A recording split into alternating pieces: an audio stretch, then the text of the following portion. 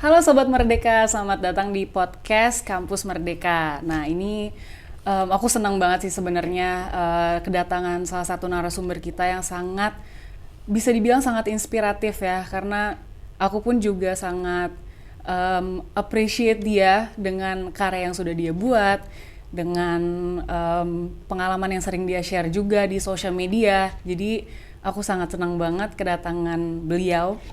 Dan gak lama lagi kita akan ngobrol-ngobrol sama Mbak Amanda Farliani. Apa kabar Mbak Amanda? Baik ya? Kabar baik. Aku seneng banget kamu bisa datang di podcast ini. Jadi kalau aku boleh kenalin, Mbak Amanda ini seorang YouTuber ya. YouTuber dan aktif di sosial media lainnya seperti TikTok, Instagram juga ya. Biasanya sharing atau kayak bikin video konten tentang apa? Bikin konten pelajaran, edukasi. Oke, edukasi ya. Vlog gitu, bikin vlog. Bikin vlog YouTube. Vlog YouTube, mungkin tentang kehidupan sama keluarga ya. Kehidupan luar komunitas dulu. Oke. Supaya orang-orang tahu komunitas dulu seperti apa. Oke, jadi mungkin bisa dibilang sebagai aktivis tuli ya. Ya. Dan Mbak Amanda ini adalah seorang ibu rumah tangga, punya anak berapa? Anak 4. Punya anak 4 tapi masih tetap rajin bikin konten ya. Itu gimana cara membagi waktu jadi ibu rumah tangga, terus membuat konten, itu gimana membagi waktu? Anak-anak sekolah, paling kecil bobo, bikin konten. Yang penting prioritas anak, yang paling penting anak. Kalau anak udah beres, baru bikin konten. Oke, nice banget. Tadi kan Mbak Amanda cerita kalau salah satu kegiatannya itu adalah menjadi seorang aktivis tuli. Ya. Aktivis tuli. Ya, betul. Boleh ceritain nggak kenapa memilih untuk menjadi aktivis tuli? Jadi aktivis tuli itu edukasi semua orang supaya bisa belajar bahasa isyarat, bagaimana semua mata seperti apa budaya tuli, komunitas tuli butuh akses, Betul. fasilitas, butuh dapat informasi. Betul. Makanya Arab semua orang harus bisa belajar isyarat supaya mudah komunikasi. Supaya lebih ramah disabilitas Ya, mungkin ramah ya. disabilitas. Karena kita yakin semua manusia itu kan setara. Ya, sama. Kita semua setara. Kita semua tuh mempunyai hak yang sama. Hak mungkin hak untuk belajar, hak untuk mendapatkan informasi, hak untuk kuliah. Aku setuju banget sih. Ya, Kayak itu sangat penting. kita semua mungkin harus bisa mulai pelan-pelan kita belajar bahasa isyarat Bisindo yang mungkin yang basic ya dulu, yang dasar. Misalnya kayak contoh kata-kata dasar ya. Untuk kenalan. Perkenalan gitu. Ya, mulai pertama belajar abjad. Abjad dulu ya biasanya. Abjad, setelah itu ada tahap. Ada level-levelnya Ada mungkin ya. level. Aku sangat mendukung kamu menjadi aktivis. Jangan nyerah, pokoknya Ya, nggak boleh menyerah. Nggak boleh nyerah ya. Harus berusaha. Harus semangat ya. Supaya berjuang tuh. Betul. Komunitas itu Semangat. Ada pada Patah semangat ya. Banyak pikiran negatif. Betul. Akan berpikir hal positif. Inspirasi. Karena memang sekarang akses untuk belajar juga udah banyak ya, bisa nonton di YouTube, bisa nonton Mbak Amanda live di TikTok ya. Jadi menurut aku sih aksesnya udah banyak untuk kita coba pelan-pelan belajar Bisindo. Mbak Amanda, boleh ceritain nggak pengalaman dulu ketika sekolah, mungkin dari SD, SMP atau sampai SMA? Boleh ceritain pengalamannya nggak sih? Iya, waktu itu saya masuk ke SMP untuk khusus tuli sampai ke tempat SD. Mama aku mencoba minta sekolah umum negeri.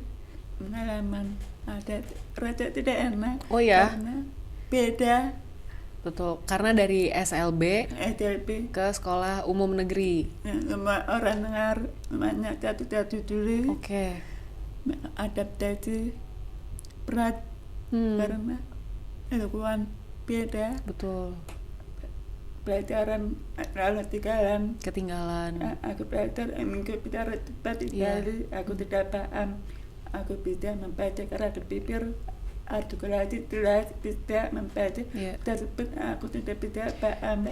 Kalau misalnya guru lagi hadap Ya, papan tulis, itu gimana? Aku baca, nonton. Mungkin itu salah satu kesulitan ya, kesulitan. Tapi coba adaptasi, bisa atau tidak, ternyata ada dibully. Oh, sempat ngerasain dibully juga. Aku dibully setiap hari. Oke. Mengejek karena dia tidak omong. Oke.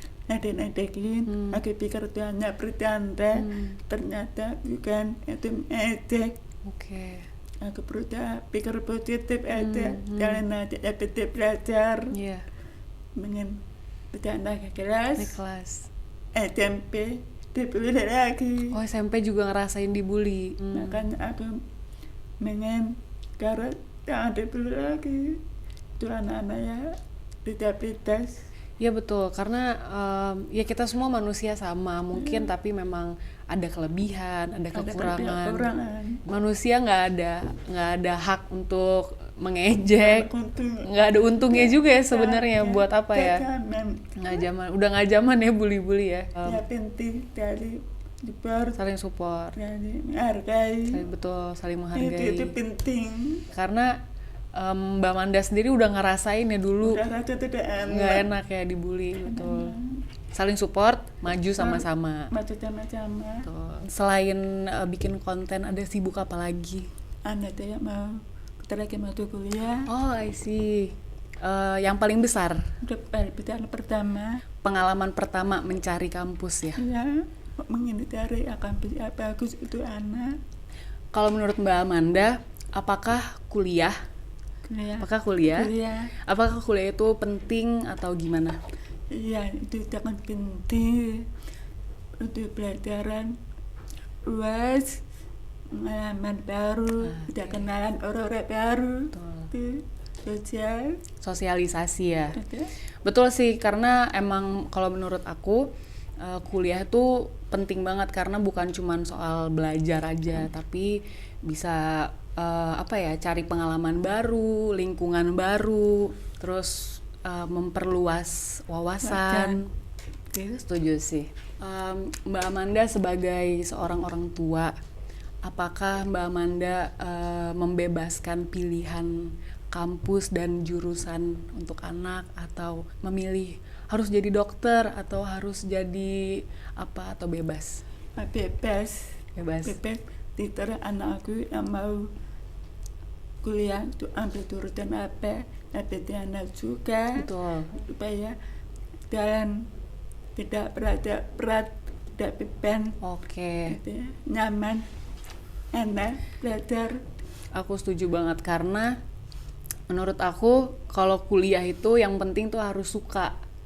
Karena kalau misalnya kuliah terus nggak suka sama kampusnya, nggak suka sama jurusannya, itu pasti akan beban, berat, terus pasti jadi males. Iya, pasti males.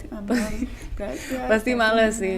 Karena kalau boleh cerita pengalaman aku dulu, aku kuliah, aku tuh berkuliah sesuai dengan minat, sesuai dengan yang aku suka. Jadi setiap hari mau ke kampus semangat. Aku ingin seperti itu. Aku setuju. Jadi memang bantu cari sesuai yang suka. Makanya betul. Kalau menurut Mbak Amanda, kampus yang bagus itu seperti apa? Ya, pertama pendidikan bagus, yang kedua lingkungan bagus, ketiga akreditasi. Akreditasi bagus. Ya sih, betul, karena gak bisa dipungkirin emang kampus tuh menjadi salah satu tolak ukur yang penting ya. Nanti kalau misalnya kita mau mencari pekerjaan, pasti kan kayak lulusan dari mana itu tuh biasa untuk ditanya gitu kan. Nah, kalau pandangan Mbak Amanda sebagai orang tua, misalnya anak tuh nggak mau kuliah, anak maunya mau langsung kerja aja deh, nggak mau kuliah. Kalau menurut Mbak Amanda itu gimana? Saya akan lebih mengarahkan untuk kuliah dulu supaya nanti wawasan, pengalaman, belajar itu penting. Betul. Ya, maka saya yakin setelah lulus kuliah pasti dapat pekerjaan, Kesempatannya lebih banyak. Gitu. Nah, aku setuju karena pengalaman itu tuh nggak bisa dibeli, jadi memang harus kita rasain sendiri, bikin tugas, terus kerja kelompok, kegiatan di luar kampus, atau mungkin magang gitu-gitu. Jadi aku setuju. Kalau menurut Mbak Amanda tentang kegiatan atau belajar di luar kampus itu gimana? Sangat bagus karena menurut saya teori ada cukup. Betul. Ya, harus banyak praktik yang di luar kampus. Oke, setuju sih. Harus banyak praktik. Oke, jadi di Kampus Merdeka, kalau aku boleh infoin, Kampus Merdeka tuh memang ada salah satu program yang namanya tuh MSIB, Magang Studi Independen Bersertifikat. Nah, di situ tuh benar-benar sangat mensupport dan membantu mahasiswa untuk bisa ngerasain langsung gimana sih dunia pekerjaan. Nggak cuma belajar teori doang, jadi memang langsung ngerasain gimana sih kalau kerja, bisa masuk dan berkenalan dengan mitra-mitra, dengan kantor-kantor. Jadi ketika nanti udah lulus kuliah, itu tuh udah akan harusnya lebih mudah mencari pekerjaan karena udah terbiasa, udah tahu prakteknya seperti apa gitu. Jadi kayak Kampus Merdeka tuh ada beberapa program lain yang menurut aku bagus banget untuk mahasiswa nanti anaknya kalau udah kuliah tuh bisa berpartisipasi, bisa ikutan. Jadi kayak kalau misalnya anak Mbak Amanda ada hobi atau kesuka seperti ngajarin, jadi ada namanya kampus mengajar. Anak Mbak Amanda bisa menjadi guru mengajar anak-anak SD, anak-anak mungkin SMP juga. Jadi kalau misalnya punya rasa suka mengajar atau menjadi guru, bisa ikutan di program Kampus Mengajar. Anak coba ikutin program Kampus Merdeka. Kampus Merdeka. Oh, berarti bahasa isyaratnya gimana? Ya, Kampus Merdeka.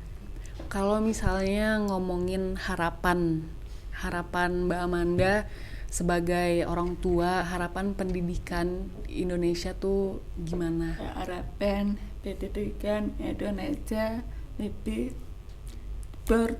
mensupport dan memudah belajar maupun mahasiswa dalam belajar. Kayak berharap Bisido itu artinya berarti syarat Indonesia bisa jadi mata pelajaran di sekolah atau berkuliah. Kamu boleh cerita nggak kenapa Bisindo itu penting untuk kita semua belajar? Ya, penting banget untuk mudah komunikasi, orang-orang tulis bisa membantu informasi. Betul. Jadi bisa saling ngebantu ya. Ya, bantu, saling support. Itu yang paling penting. Ya. Makasih banyak Mbak Amanda udah main ke podcast Kampus Merdeka. Aku beneran seneng banget bisa ngobrol banyak, bisa sharing. Makasih banget. Makasih sama-sama. Oke Sobat Merdeka, makasih banyak udah nonton video ini. Dan kalau kalian suka, kalian bisa like video ini. Dan kalau Sobat Merdeka juga ada saran nih, kira-kira ngundang siapa lagi narasumbernya di next podcastnya Kampus Merdeka, boleh banget komen aja di bawah. Jadi see you next time, bye bye.